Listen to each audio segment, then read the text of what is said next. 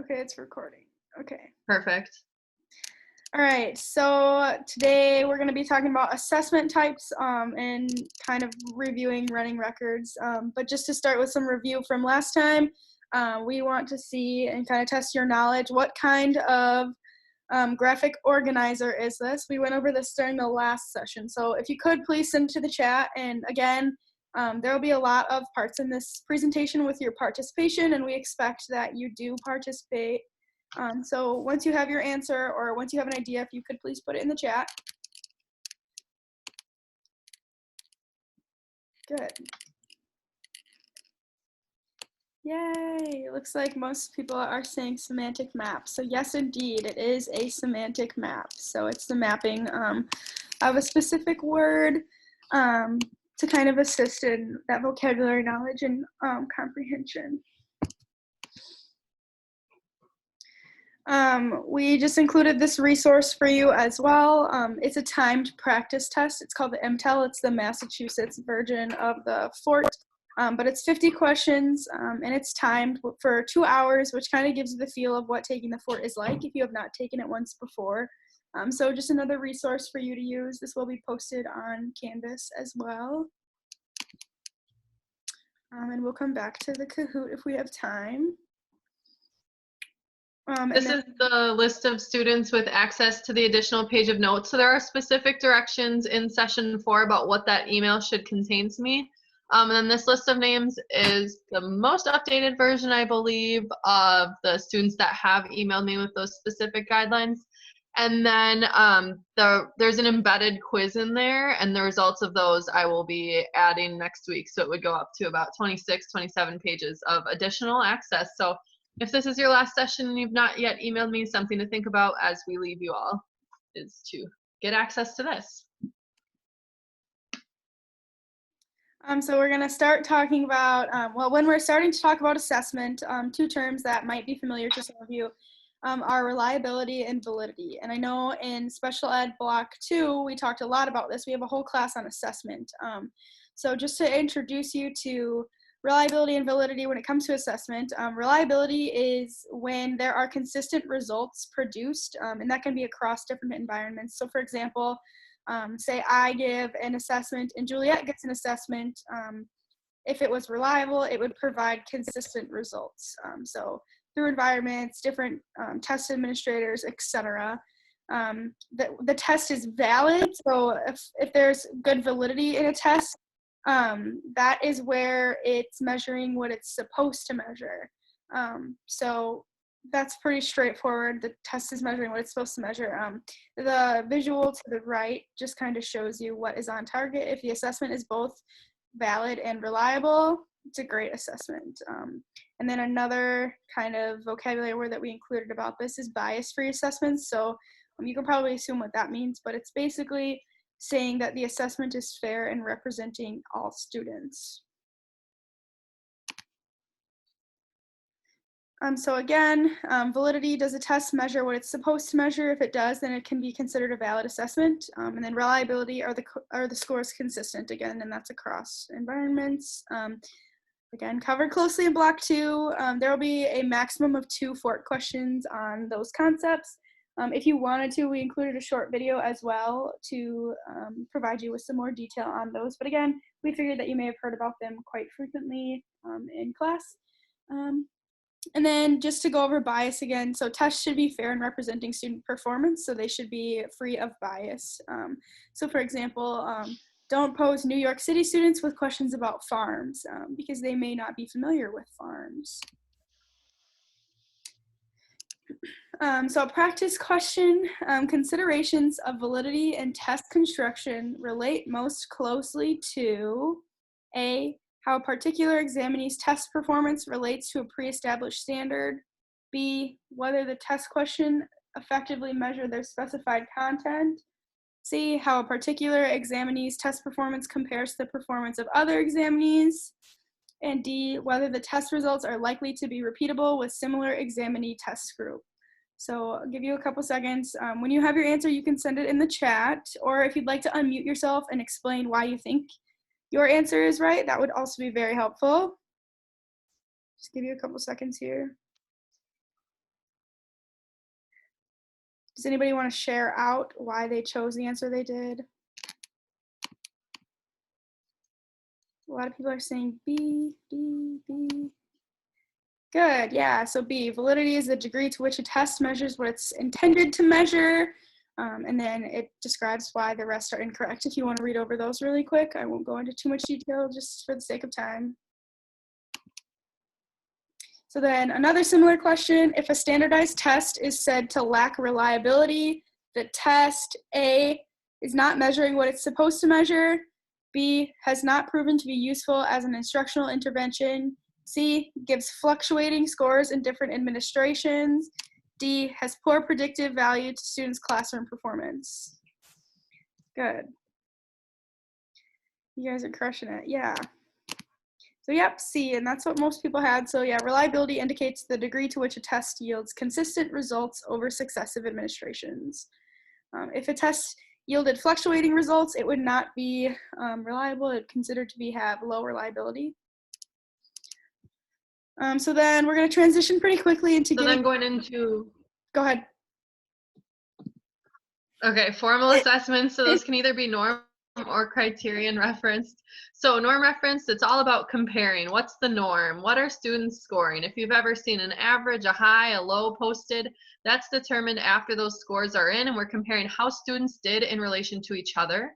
Criterion reference tests are more about content and specific skills that we've decided we want students to know before they even take the test. So if I wanted to measure a student's understanding, if I wanted to give a valid assessment of a student's understanding of the quadratic formula, I would not ask them, how do you like the quadratic formula? I would ask them to complete a problem with the quadratic formula. So that criteria is determined before, and then that valid assessment is measuring what it's supposed to. And then we have examples of these coming up. So those purpose of the norm reference, comparing students to one another, determining that grade level appropriateness. And then the norm reference test, if you've ever seen the bell curve, that's about comparing students to one another. And then that purpose of the criterion reference is to determine the extent to which the objectives are being met. So if we did a unit on a specific book, what the students are taking away would be determined there.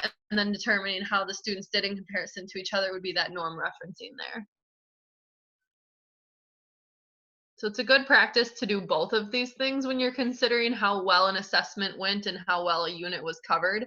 So we want to make sure that we're measuring what we're intending to, the criteria, with a valid assessment, but then we also want to make sure that the whole class is kind of on target. We don't want those scores to be all over the place. We want to see, okay, they all got 9 of them right. The one they got wrong, I'll cover in further depth. Or this student needs further help because they got a C and the average was an A, versus if everyone got a C, then the teacher themselves would need to reevaluate how they performed. So that norm referencing happens after an assessment score.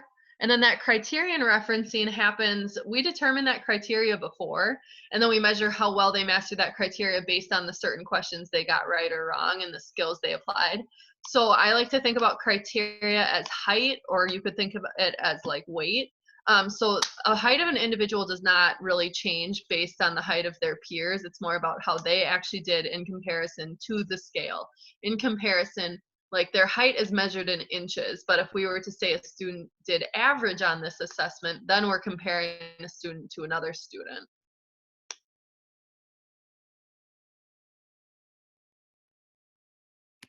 So another way to assess students, and effective way to assess emerging readers is through individual assessments. So informal reading inventories is all about hearing all of the skills a student is applying as they're reading, how smooth they're sounding, their fluency, how many words they're decoding to determine that text appropriateness. So informal reading inventories are taking into account a variety of skills by listening to students read. Running records, we've talked about, we can analyze which words the student got wrong and then categorize those using a miscue analysis, that MSV from last time. So those are all individual assessments. So students' cueing systems will vary from one another unless if they are all incorporating the same meaning system, but these are ways to individually analyze students by marking up and taking observational notes of how they sound when they're reading, or bringing a specific paragraph section and marking down the words they got wrong.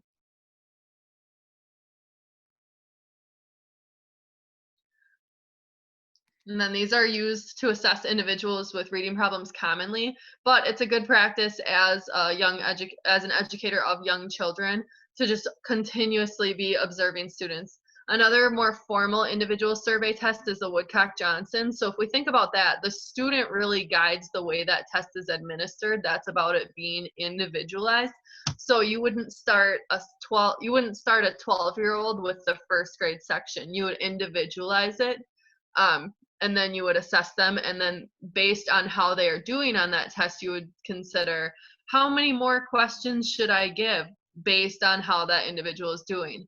So if we think about individual survey tests like the Woodcock-Johnson, they're given to individuals. The way an individual is performing guides how many questions we're giving. We can tell, okay, that's definitely different than a formal group test, a formal group ACT test where all students are given the same amount of questions. So if you think individual survey tests, just know that that's different from like an ACT because the student guides the test questions administered and the sections administered.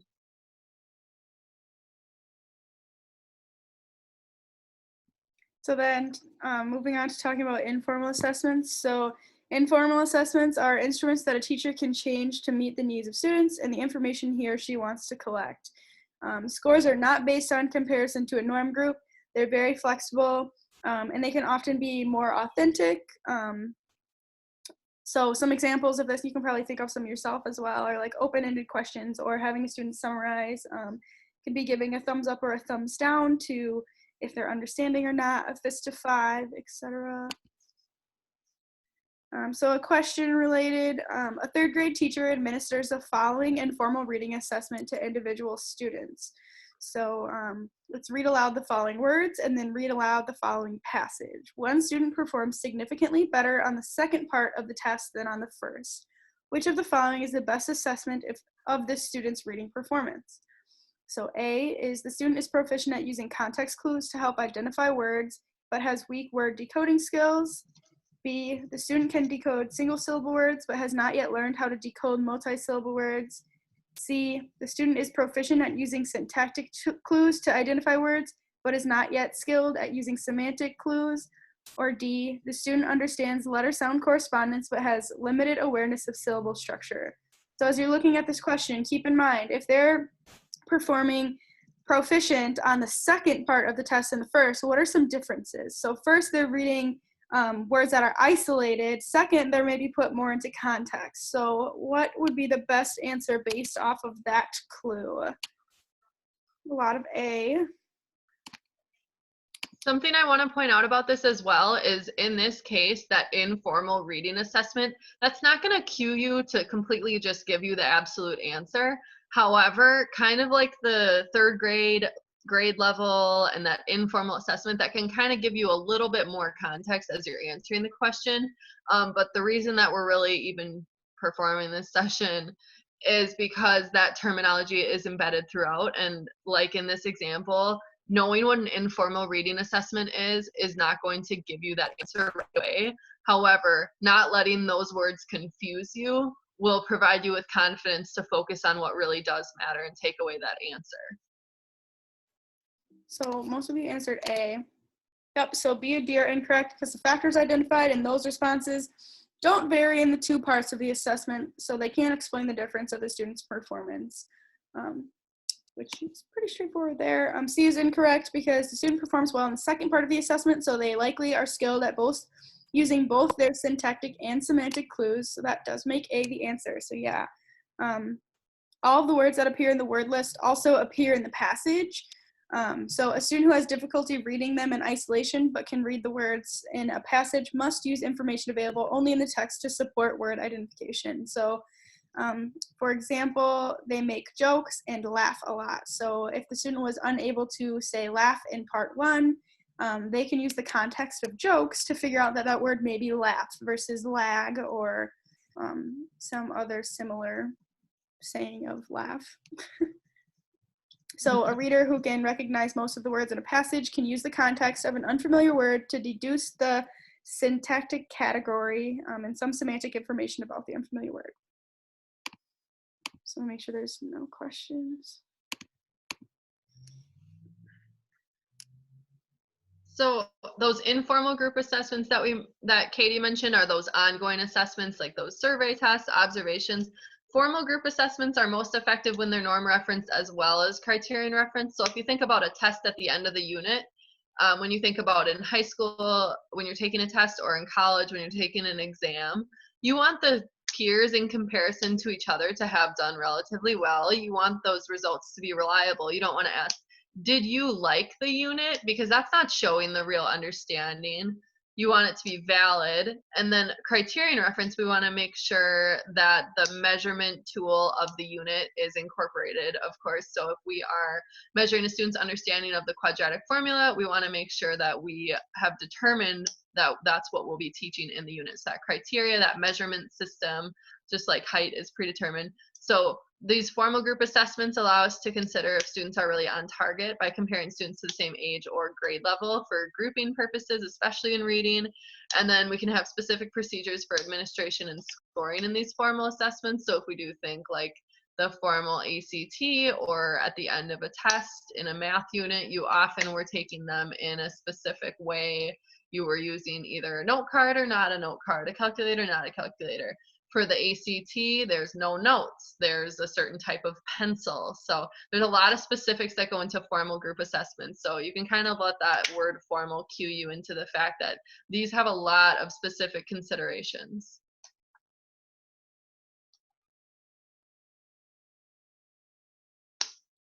Sorry. In terms, you go. Sorry. So what elements of reading should we assess? So when we're looking at assessing reading, we can assess emergent literacy, which is their familiarity with conventions of print, phonological awareness, their knowledge of letter names and sounds, and basically the overall purpose of literacy in their lives. So as emerging readers, we can also assess word strategies, so their use of sight words, decoding, and spelling behaviors. Ideally, you want to know how students are using the skills that you've taught in context. So for example, how they solve problems when they're determining how to read or write unfamiliar words. We're assessing fluency, so how fluent they're reading, how smooth or choppy they are, if they're using expression or intonation, their comprehension, and then their overall interest, motivation, and attitude towards reading. So a term that we'll bring up a lot through this session is an informal reading inventory, which is also known as an IRI. And an informal reading inventory is an effective tool for observing and analyzing learner performance. They're given individually, and the teacher records performance in word recognition, fluency, comprehension, etc. And they're great tools for assessing short and long-term growth. So think, how can hearing a student read determine if they are reading an appropriate text? How much decoding is happening? Are they using cues? So these are all things that you can assess in a informal reading inventory, otherwise known as IRI. So a related question, one of the most important purposes of a standardized informal reading inventory is A, to establish how prior knowledge and text organization influence a student's reading comprehension. B, to determine how a student uses semantic, syntactic, and other text clues to deduce a word's meaning. C, to analyze how a student's silent reading comprehension is influenced by oral reading fluency. Or D, to establish a student's independent instructional and frustration reading levels.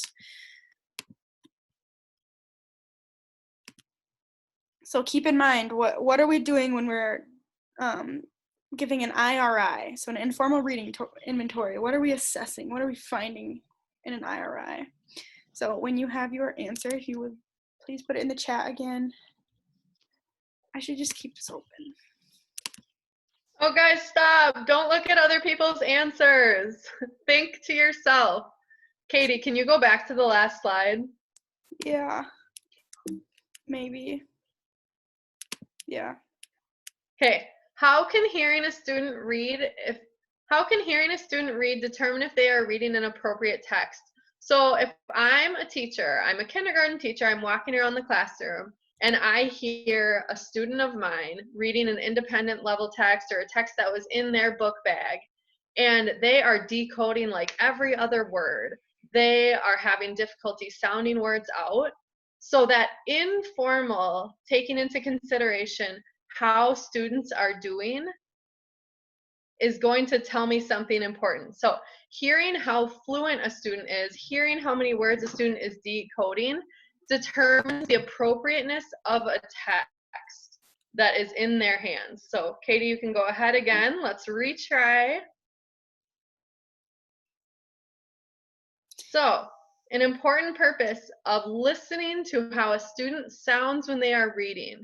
So the entire definition of independent, instructional, and frustrational reading level is about how many words the student is reading with accuracy per page. So if I'm doing an informal reading inventory, I'm taking into consideration the percentage of words my student is sounding out, the percentage of words my student does not know with automaticity. So at that independent level, the text is appropriate. So I can take into consideration how well they are doing because I'm hearing them read every word with automaticity. I'm ensured that they're comprehending things. At that instructional level, I'm informally taking into consideration the fact that maybe one word on a page they're sounding out, but overall they're doing okay. And then frustrational reading level. In an informal setting, when I'm walking around the classroom, listening to my students read, if I hear a student sounding out almost every word on a page, then it's not at their reading level. So I see some of you have switched to D, so thank you for doing that.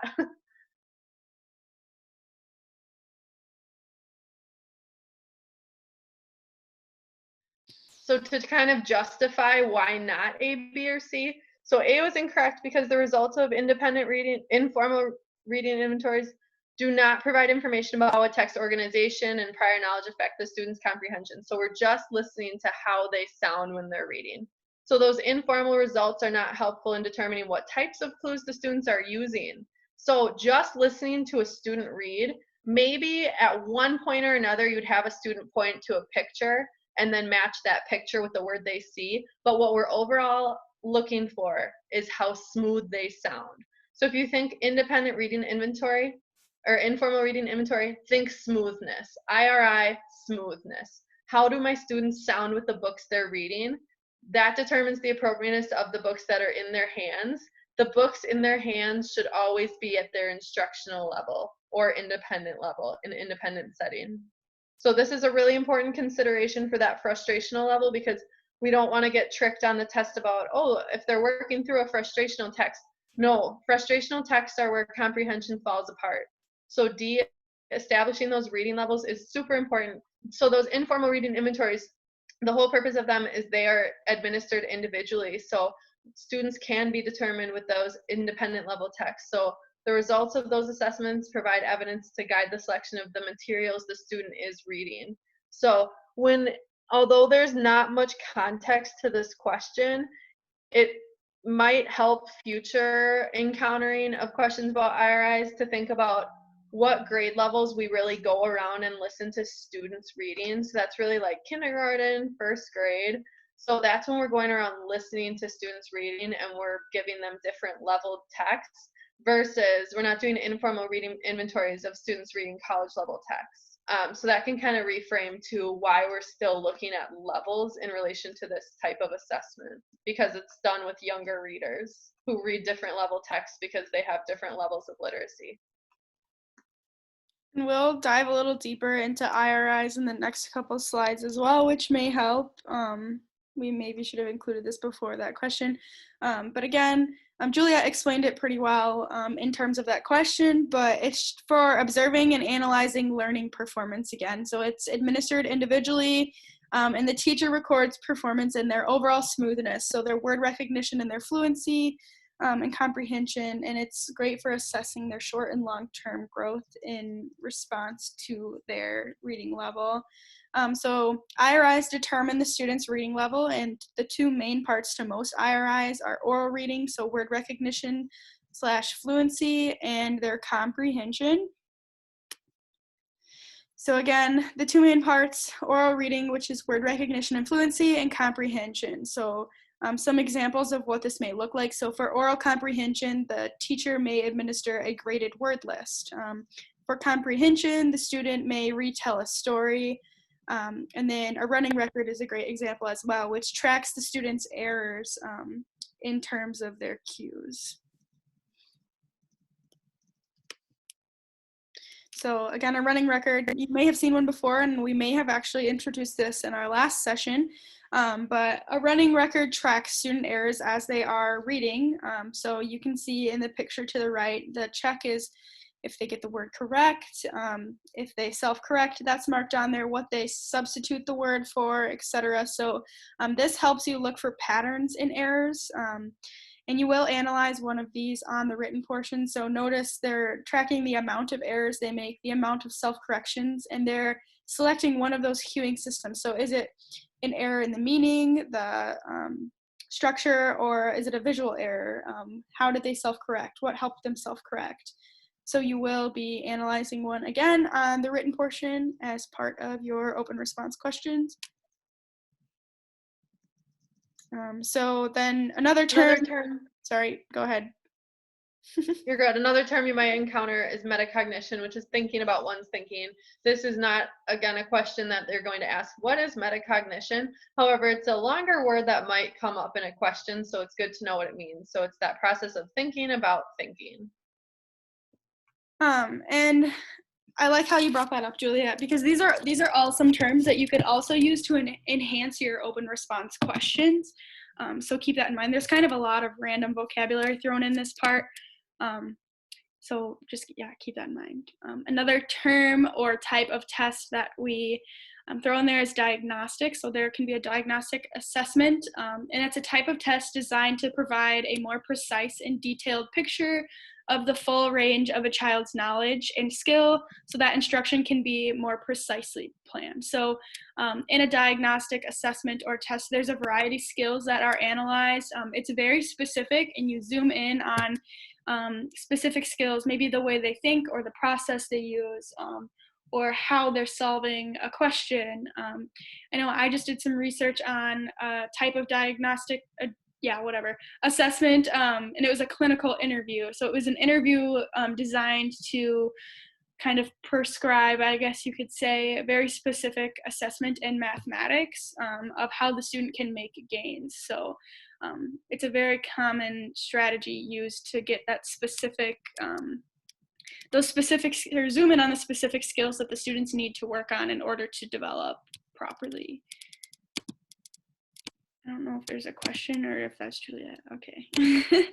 So yeah, no, I'll let you. Yeah, no, you're good. Another. So we just learned. Yeah, go ahead. Sorry. We just learned what diagnostic is, so hopefully that'll help us consider if we should rule that out or if it's another one. Which of the following types of assessments would best provide information about the comparative reading proficiency of students in an elementary school? What we need to pull out of this question is, what type of test compares students to one another? Doesn't quite matter what we're preparing. We're just asking what type of assessment compares students to one another. And absolutely, a norm reference survey test.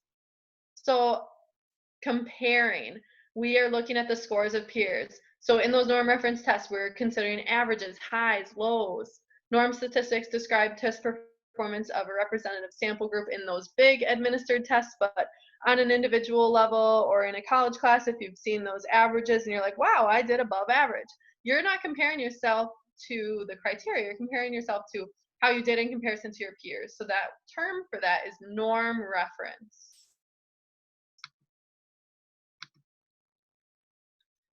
So the test that measured the degree to which it was measured was supposed to, we knew is validity. Diagnostic, we know is about a range of skills. So remember, range. So another diagnostic tool is the phonological awareness test. So if we think about the variety of components under that phonological awareness, we can consider this a diagnostic tool. So those phonological awareness tests can measure word awareness, syllables, onset rhyme, phoneme awareness, down into phoneme manipulation tasks. So an example of a phonological awareness test or phoneme deletion type of example would be say coat. Now don't say it, now say it again, but don't say K. Later on, we could ask that same student to clap the syllables they hear in their name. So we're measuring those sounds. So when we measure those overall sounds, we can think back to the fact that phonological awareness is an umbrella term. It is broad. So that diagnostic tool there, that implication is the fact that it's a range of skills. So again, the grade level here, I know it's kind of nice to hear that, is K to 1 students. And then it lets you know what kind of level the students have achieved. So this is important because we don't want to be introducing letters to students that can't isolate sounds yet. So if you have a student that doesn't quite hear all the sounds yet in cat, well, then it's going to be hard to tie the k sound with the C, and the A sound with an A, and the T sound with a T. So this is another broad type of test that's considered a diagnostic tool.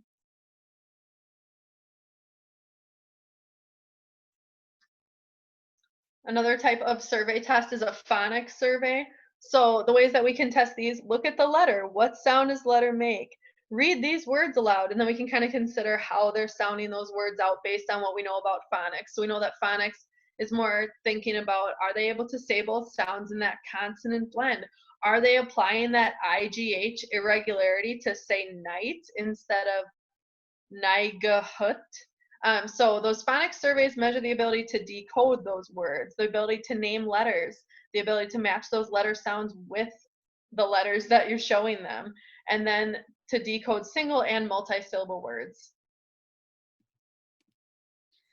Then there's a qualitative spelling inventory, and a qualitative spelling inventory measures spelling skills and phonics knowledge at each grade level. In a qualitative spelling inventory, students are given progressively more challenging words, and it's when students' spellings are compared to stages of spelling development. Overall, it's an analysis of student spelling skills that gives insight into knowledge of sound symbol correspondences. So it's allowing us to see the students' knowledge of those sound symbol correspondences. They can be given whole class, small group, or individually. And then talking about target vocabulary words. So target vocabulary words are words that are specifically addressed, analyzed, and or studied in curriculum, lessons, exercises, and independent activities. And you've probably heard of the two types of language. There's expressive vocabulary, so that's what is coming out. So it's the student's ability to communicate. So it's like speaking or writing, and it's typically developed after the receptive vocabulary is. It's more difficult to develop than receptive skills. Receptive vocabulary is language that the student is able to understand. So that's their listening skills, their reading, and it's one of the first language skills that is developed. And it's relatively easy to develop. So you've probably heard of expressive and receptive vocabulary or language before. So just a little, I guess, check-in. No matter how much more we get through today, good luck on your test. There's still a requirement to pass the FoRT, so don't give up on it yet. Definitely don't stop studying, regardless of when your test is. So you took a great action step of joining us for our sessions, but so far all of the following terms should be quite familiar to you. Phonological awareness, phonemic awareness, the alphabetic principle, phonics, consonant digraphs, blends, vowel digraphs, vowel blends, letter sound correspondence, decoding strategies, MSV queuing systems, or the 3 reading queuing systems, the written portion rubrics, assessment types, phoneme manipulation tasks, literal comprehension, inferential comprehension, structural analysis, running records, independent instructional and frustrational reading levels, and you should have a variety of resources as well. If one of these is not familiar to you, it may be beneficial if you stay after today's session and ask us a couple questions. This again is the visual that I posted on our Canvas website. It's great for studying, and it's something that may be good to memorize that you can write on your whiteboard as soon as you go in to take the test. This will help you answer a lot of questions. So it's the continuum, so it goes left to right. So you're starting at phonological awareness, you're learning those skills left to right, top to bottom. Crossing the bridge to phonics, you're learning the alphabetic principle, and then you're turning the lights on. And that's where phonics instruction begins. So we just talked about receptive and expressive vocabularies. So here we have a question. It's kind of a beefy question, but that's okay because we have time and there are beefy questions within the text. So we want to make sense of all these words and provide you with some examples of how we can do that. So before beginning a new content area reading passage, a fourth grade teacher asks students to think of words related to the topic of the text. The teacher writes the words on the board and then asks the students to suggest ways to group the words based on meaningful connections. Hopefully by now, if you're on track, you've thought of the fact that that's a semantic map, just saying. The teacher also encourages them to explain their reasons for grouping particular words together. This series of activities is likely to promote students' reading development primarily by helping them blank. So, why is categorizing vocabulary and making connections helpful to students before they encounter a text? A, extend and reinforce their expressive and receptive vocabularies related to the text topic. B, infer the meaning of new vocabulary in the text based on word derivations. C, strengthen and extend their understanding of the overall structure of the text. D, verify the meaning in the text by incorporating syntactic and semantic clues to their word analysis. So, a little misleading there because at the bottom we have that word semantic. So, when we are creating a semantic map, we are making sense of those words before we're even encountering a text. However, the building of those categories and that pre-teaching of that vocabulary is going to help them both make connections and accurately say the words. So we're looking for A, B, C, or D here. Absolutely, it would be A. So word derivations, the word origin doesn't matter there. So grouping words related to those categories helps students make meaning of the vocabulary. Discussing and justifying connections among the words enhances a student's understanding of the words and promotes retention of new words. So that categorization, that making sense of in their head is about that receptive, pulling out those vocabulary words that they already know, and that expressive is more about being able to say those words when they do encounter them in the text. So semantic maps absolutely help students develop expressive and receptive skills. So with B, knowing the origin of a word has little to do with why it's important to categorize vocab before we teach it. It also doesn't involve that semantic or syntactic clues because those we would analyze after. We do provide meaning and the word itself is called a semantic map. However, the better answer is A. And then C, it's incorrect. C is incorrect because studying the conceptual connections among key vocabulary in a text is not likely to enhance a student's understanding of the text structure. So this isn't about the structure. This is about making meaning of vocabulary. All right, so now we're gonna practice with a running record scenario. So if you would take a couple seconds to change your chat so it goes to either myself or Juliet, just so we can prevent people from just copying each other's answers because we do need practice. So scenario number one, you're just identifying a weakness. So right now from this scenario, from this list of vocabulary words that we're giving you, identify the weakness in a text miscue. So dream versus deem, tried versus tied, smell versus sell. So what specifically are they demonstrating a lack of understanding in? So yeah, I think I've given you enough to send us something. So keep in mind that we're on this running record scenario, you will more than likely be paying attention to their what? I shouldn't tell you. I've gotten one. I've gotten two. Two. Three. Three.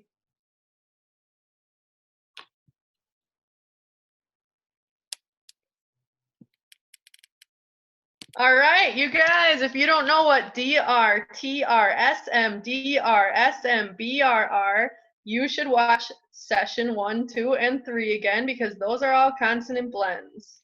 Good. Yeah, and that's what most of you have said. In the chat. So yeah, so their weakness is specifically in the use of phonics. decoding words with consonant blends. So the format of the question is going to ask you to identify a strength and a weakness in 4 areas, which are the use of phonics.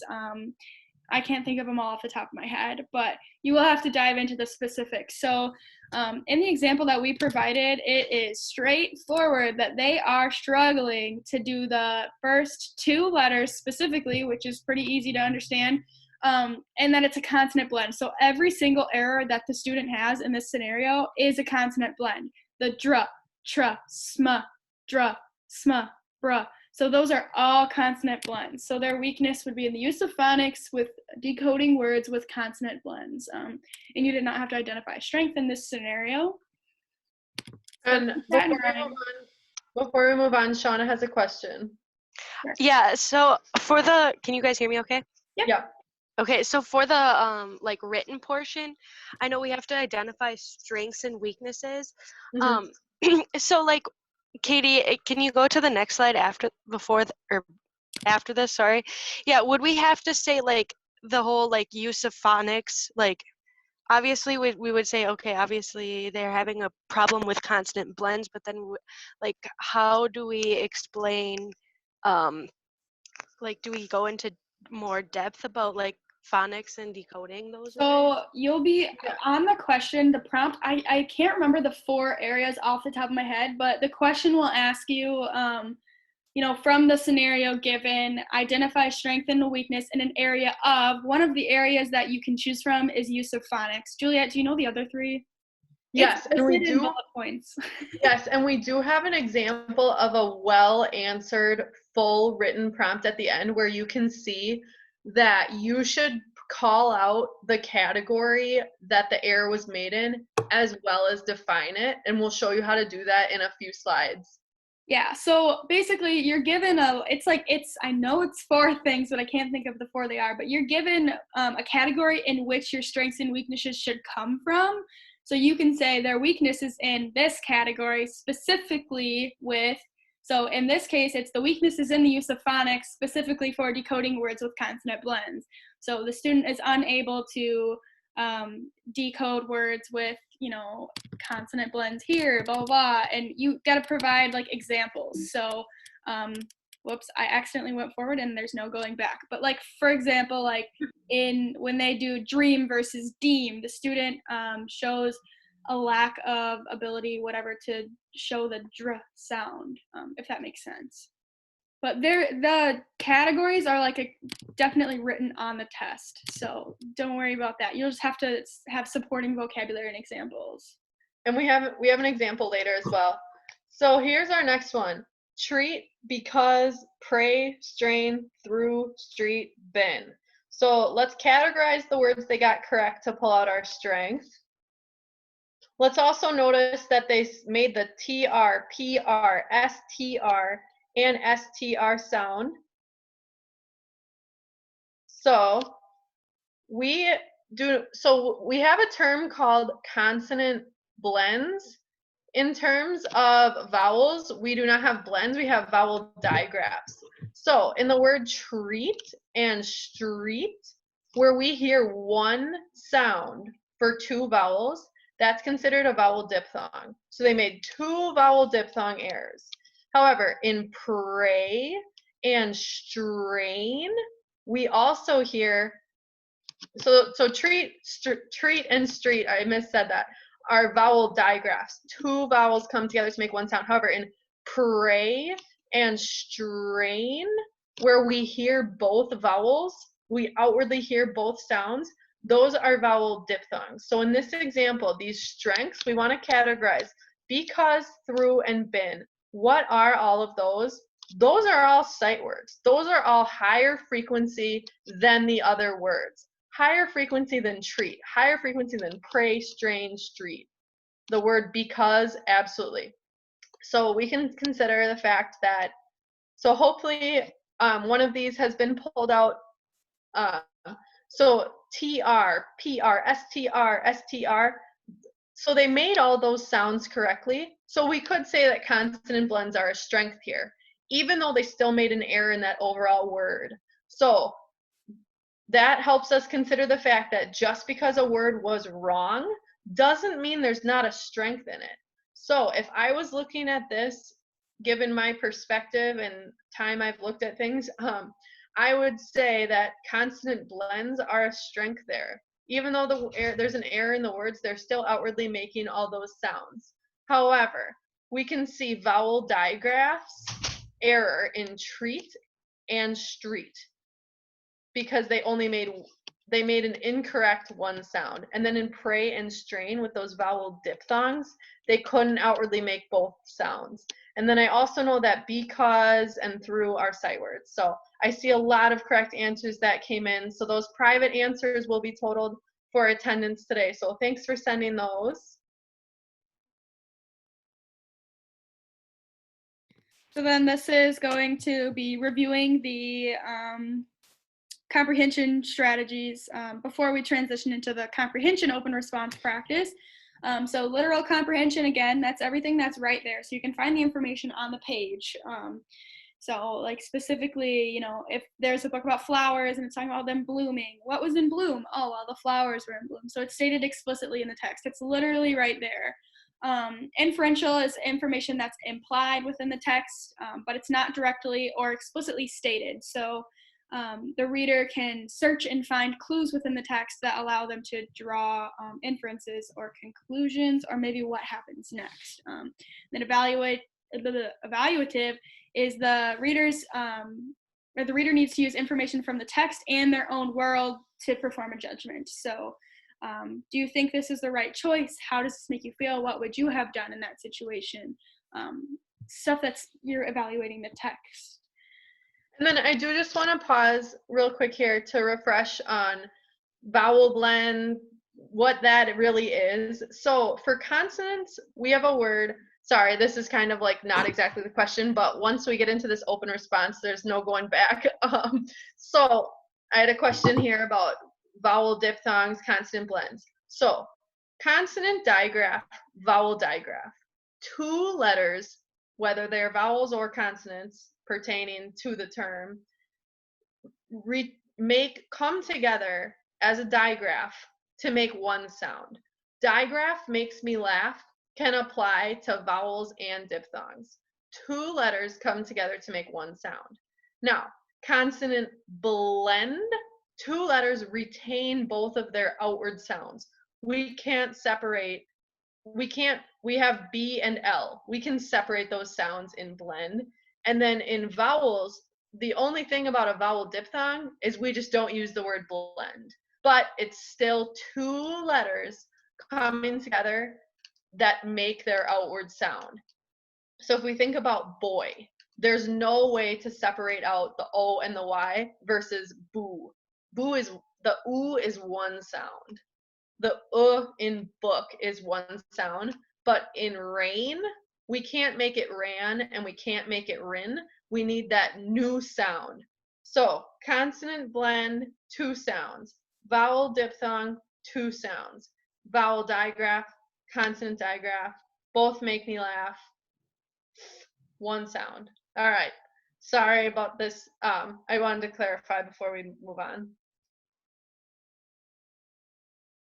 But, okay, in this reading comprehension, here we're framing our questions. So you're going to have a little bit of information about the student. So Elle is a third grade student. She's been silently reading a short story entitled Sisters. This is important.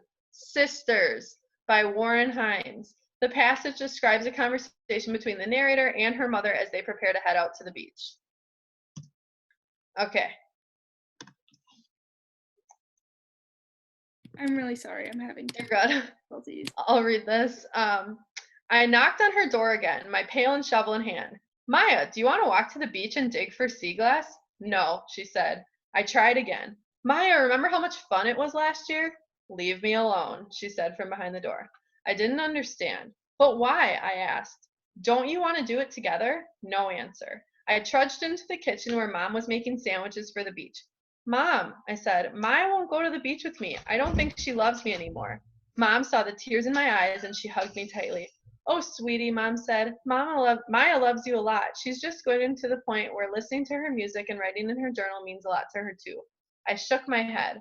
But why can't she just explain that then? I asked. Why does she have to be so mean about it? Mom nodded. I'll talk to her about it later, she said, but just remember, this is a phase she's going through. It's just the mood she's in today, and she needs her alone time. Maya will always be there for you. Don't worry. Okay, so this is a lot of words, so we're going to listen to an example response, and we're going to consider. So then we're going to hear what Ella took away from this, and we're going to consider her weaknesses. So this is a full comprehension example. I asked him to me. After Ella finishes reading the passage, the teacher prompts her to retell this part of the story. Shown below is Ella's oral retelling of the passage. Using your knowledge of reading comprehension, literal comprehension, taking away the facts, inferential comprehension, engagement of schema, such that background knowledge, self-monitoring, write a response in which you identify and discuss one of Ella's strengths and one of Ella's weaknesses. So for the purposes of FoRT right now, we just want you to privately send us a strength and a weakness of this next slide. So we know the story, but what Ella said is, the story is about a girl who wants to go to the beach with Maya. I think that's her sister, to look for sea glass. Maya doesn't want to go, but she won't explain why. Then the girl talks to her mom about it. It says the girl doesn't feel loved. The mom says Maya does still love her and that it's just a phase, but I don't know what that means. In the end, the girl says she doesn't understand 12-year-olds. So Ella retold that story, so we can analyze Ella's comprehension based on that response. So it's okay if you just send us a question or say, you know, I don't know what the strength and weakness are, but if you can try to pull something out, we'll talk about it further. And again, I just want to reiterate what Juliet said. This is like exactly the type of question you will have on the FoRT. You will be given a paragraph to read, the instructions on how you need to answer the question, and how the student retold the story or answered the comprehension question. So for the sake of time and the fact that I have gotten correct responses, we can move on forward. So she took away the facts. She said what happened. She didn't fill in any feelings. She couldn't really say why the girl was crying. There was no empathy. So this might make more sense after we look at another retelling of this same story.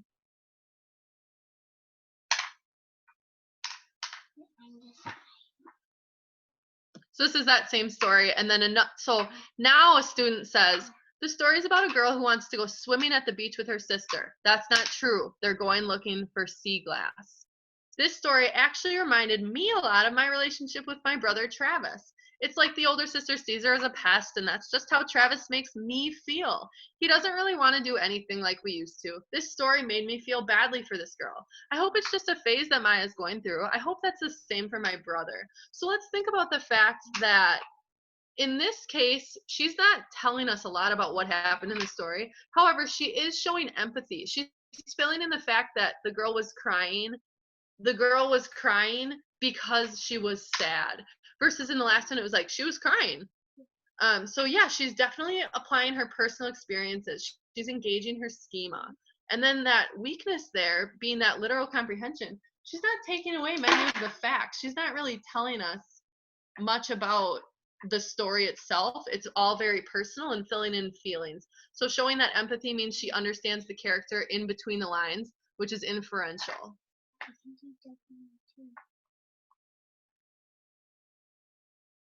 Shauna, this one is a little bit more specific to the question that you had asked earlier. So this is, use the information below to complete the exercise. Jonathan, a third grade student, reads aloud a passage from an unfamiliar story. As he reads, the teacher notes his performance on a separate copy of the story.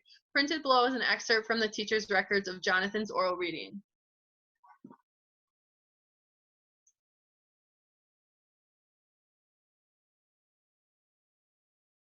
So here are those prompts: use of phonics, analysis of word structure, use of context clues, identification of sight words. Identify one of Jonathan's strengths and weaknesses.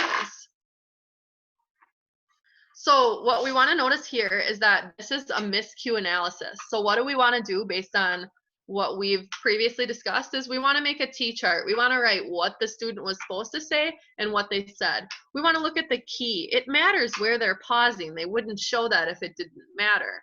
the way they're breaking those words apart. Why are they doing that? So summer, they broke into syllables, so we're going to cite specific evidence. So this is that 1 to 4 scale. So to have at least a 2, you need to have at least a 2, you need to cite evidence. So we're going to show a specific longer example, and that's probably where we'll like wrap up today. So I know that wasn't like much time, but I want you to hear a strong strength paragraph. So Jonathan appears to have a strength in the area of structural analysis. Structural analysis, also known as the analysis of word structure, is the ability to break down multisyllabic words into their meaning-bearing parts. Okay, so when you create your own argument on the written portion, this is what citing specific evidence is. We have parentheses with examples. Not only did he say what the error was, he broke it down further. For example, he reads the following words correctly by breaking these words down into syllables. Summer, mountain, nearly. He was also able to read compound words, such as shoebox and newspaper, by breaking these down into the 2 words from which they're composed. So in this example, not only did he say that he is able to break words into compound words, he said what the compound word parts are. So these parentheses here are where he's citing evidence. This is a strong response. Clearly, it is one of Jonathan's strengths that he can break these unfamiliar words down in order to read them accurately. While he's not reading with automaticity, we saw a lot of pauses, as evidenced by the pauses before multisyllabic words. So this entire paragraph here, he's not just saying what the weaknesses are, he's explaining them. And that's how you beef them up. That's how they become truly essays. He is able to apply these strategies to help him.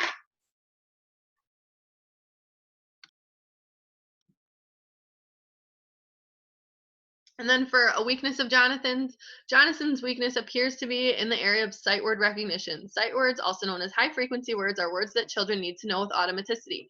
Again, calling out the skill and then defining it.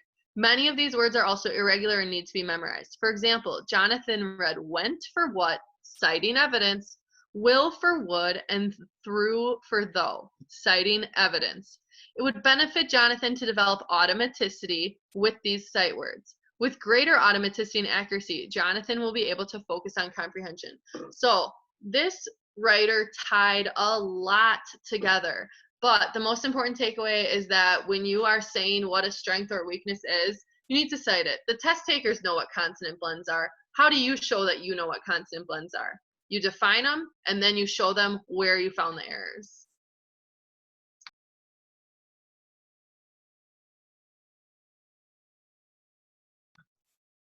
This is another really long one.